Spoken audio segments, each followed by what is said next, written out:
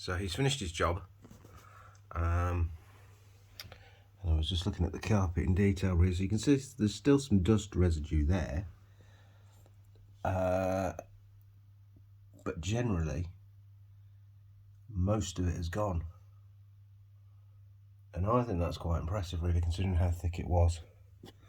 And that a normal vacuum would also struggle to get this up. Okay, you can see a bit clearer now. It's only right in the corners. There's quite a bit there.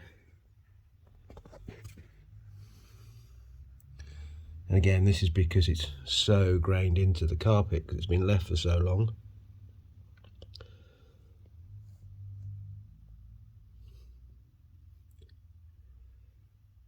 So it would have been struggled to really sort of pull that dirt out. And in fact, it doesn't come off on your hand, it's just... Yes, I will wash my hands after this.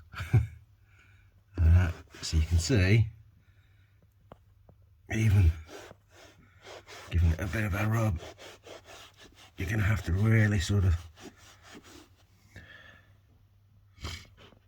It does clump it up a bit more, but yeah.